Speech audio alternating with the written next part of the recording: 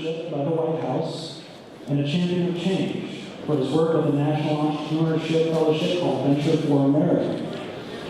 And it is my distinct honor to welcome to the Wingate stage, Mr. Andrew Yang.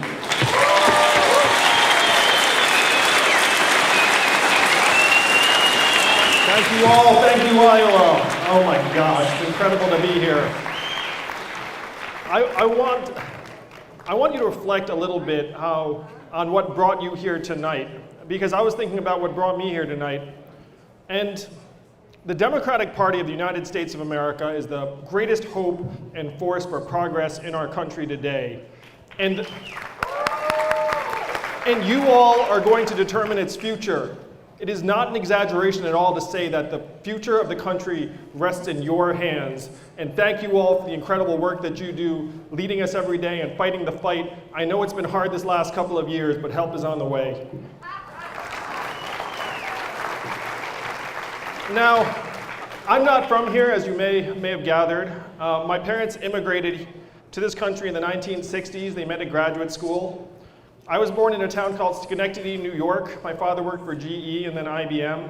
My father's a physicist, my mother's an artist, my brother's a psychology professor, and I became an entrepreneur and CEO.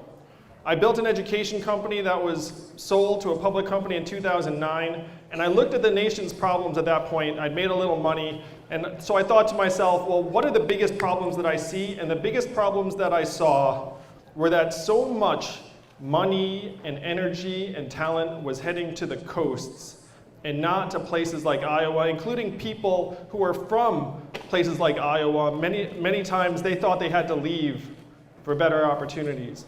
And so that was the problem that I saw, and I said, we can do something about that. So I donated $120,000 of my own money, started calling rich friends, and said, do you love America? And then the savvy among them said, what does it mean if I say yes to that question? And then I said at least $10,000. And then enough of them said, I love America, where we launched with a budget of about $250,000. Today our budget's about 25 times larger. Thousands of young people have joined or have applied to Venture for America, and hundreds have headed to cities around the country to help create businesses and help businesses grow. So that's what I've been up to for the last 7 years. I'm an entrepreneur and a problem solver who likes math. And I say that because people have told me that the opposite of Donald Trump is an Asian man who likes math.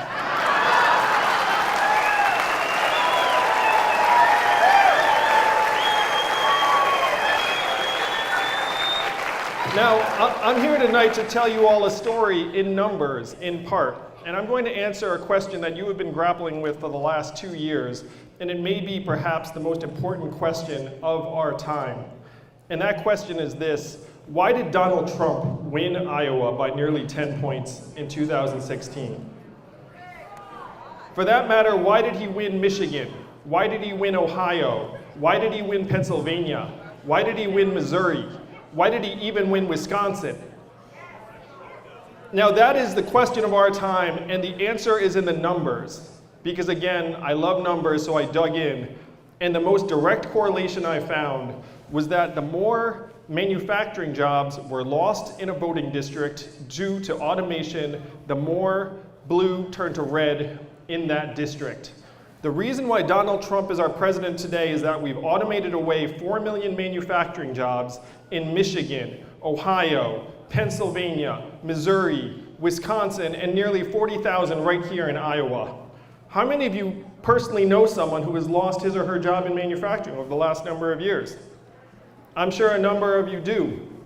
And I've been in these communities in the aftermath of the plant closing. I heard from Mitch right here in Olwine in northeast Iowa what happened there. When jobs disappear, that's when despair takes its place, and that's when blue turns to red. So I have some bad news. I was just in Silicon Valley last month, and this is going to get worse before it gets better. The engineers and scientists of Silicon Valley are working on solving the problems of today, the business problems of today. But as they succeed in solving these problems, their solutions are not going to improve your lives or our lives together. What they're going to do is they're going to make human labor, your labor, our labor less and less central to the economy and more obsolete. Now, this may seem far-fetched or futuristic to some of you, but it's the hard truth. And if you look around you, Iowa has lost 12,000 retail jobs since 2001. How many of you have noticed stores closing in your neighborhoods or area? There are another 178,000 hardworking Iowans in retail and trade right now, and 3 of your 17 malls are in danger of closing. This is going to get worse. There are another over 30,000 Iowans who drive a truck for a living, and this is the most common job in 29 states. My friends in Silicon Valley, and I am friends with some of them, please don't hold against me, but my friends in Silicon Valley are working on trucks that can drive themselves. They say that they're 98% of the way there, and these trucks will start hitting the highways in 5 to 10 years. So the question is, what's going to happen to the drivers at that point? There are thousands of call center workers in Iowa. How many of you saw that Google recently demonstrated software that can do the job of a call center worker? Someone's nodding here. How many of you saw that? Well, you can Google it, and it's there. But these changes are real. Artificial intelligence is real. Autonomous vehicles are real. This is the greatest economic and technological transition in the history of mankind. Donald Trump is the manifestation of this transition. And our government has been decades behind in being honest about it and addressing it. Now, before deciding to run for president, I decided to try and talk to various political leaders about the fact that this is the core set of issues. And what do you think their responses to me were? Go ahead and shout them out. This will be fun. Sorry, go ahead. Wah wah. It sounds like you were in the room. So the solutions I heard were these. 1, we cannot talk about that. 2, we should study that further. And 3, we must educate and retrain Americans for the jobs of the future. Now that third one sounds great. I'm a Democrat, I love education, I love retraining. But again, I looked at the numbers, and we know what happens in the aftermath of losing these manufacturing jobs, that only less than 10% of manufacturing workers qualified for federally funded retraining programs, and if they did participate, the success rate was less than 20%. We know that almost half of manufacturing workers that lost their jobs left the workforce and did not work again, and that nearly a quarter of manufacturing jobs that lost their jobs left the workforce and never worked again. So those are the numbers. That is the story the numbers are telling us, and this is the challenge of our era. Now, the question is, what are we going to do about it if the problem is this big? And the answer is, as John alluded to, we must fundamentally shift the way we perceive work and value in our society. And I have a 3-part plan to make this happen and solve for the greatest issue that threatens our way of life today. Now, the first is the freedom dividend, where every American adult would receive $1,000 free and clear, no questions asked, every month to pay your bills, invest in your families, start new businesses, and do what you want to do because you know how best you would use that money.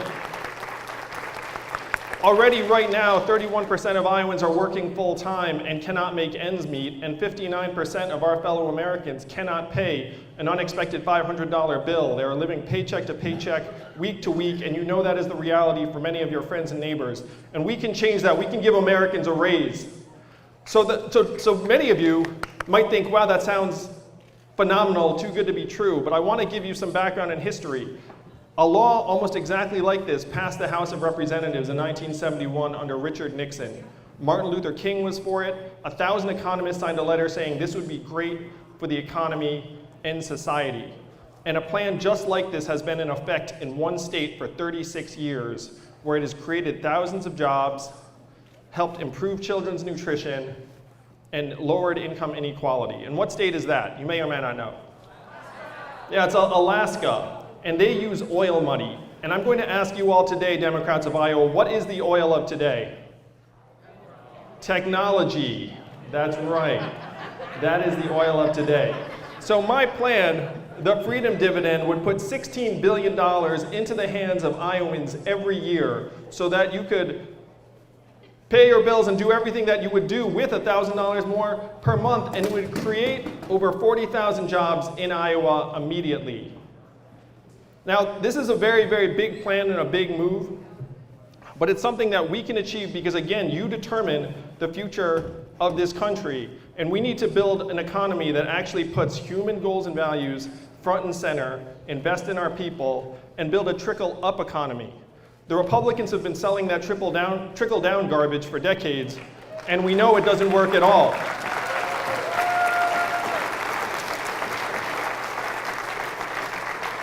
They even know it doesn't work. They know it's nonsense. So we're going to build a trickle-up economy from our people up, our families up, and our communities up, and that's the first big move I'll make as president.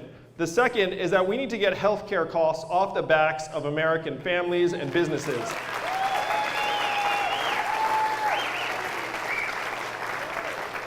I've been an entrepreneur and CEO, and I know it's harder to expand your business, it's harder to hire, it's harder to start a business, it's even harder to switch jobs. We spend twice as much as other industrialized countries on our healthcare than other countries because our system rewards activity and not healthfulness. And as president, I will move us towards Medicare for all and get the incentives right.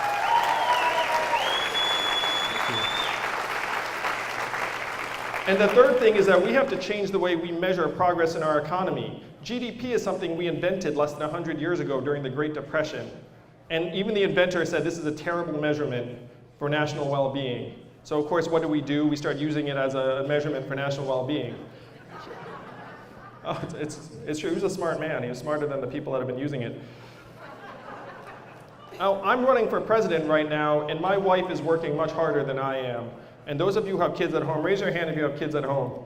Most of you? Gotta be more parents than that. My wife is at home with our young boys who are 5 and 2, one of whom has special needs, and she's working much, much harder than I do. What does GDP value her work at right now? 0. And we all know that's nonsense. We know that she's contributing much more value than the average hedge fund investor or Silicon Valley programmer. We need to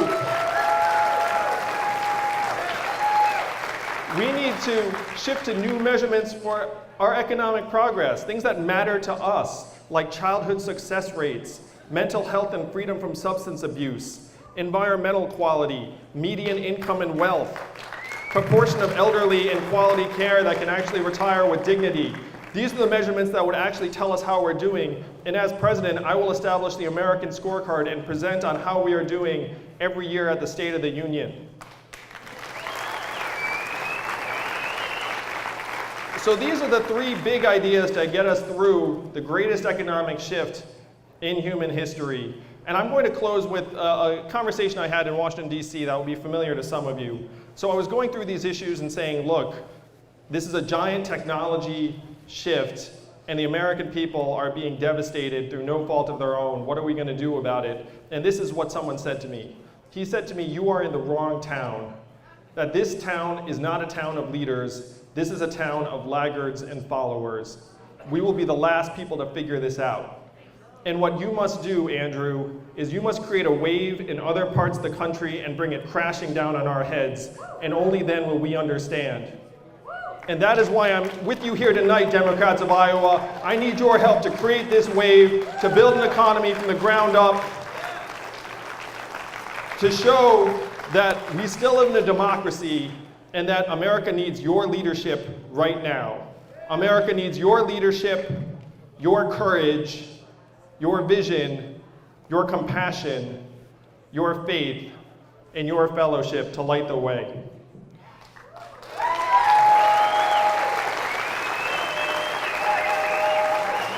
Now, I've got to say that I've been looking forward to this occasion for a long time because I know the power you have in your hands, even though you don't always feel it day to day, because you are fighting the fight. But I'm going to tell you that you are some of the most powerful people in this country, and that we're all going to come to you and ask you for your support, and that's what I'm doing here tonight. But together, if we work our hearts out, we can show our fellow Americans that we still live in a democracy, that people matter more than money, that our values are more powerful than any lobbyists, and that if we put everything we have into it, we can still build a country that we are proud of to leave for our children. Thank you very much, Democrats of Iowa. Lorraine Knight, God bless you all. God bless the United States of America. Thank you all.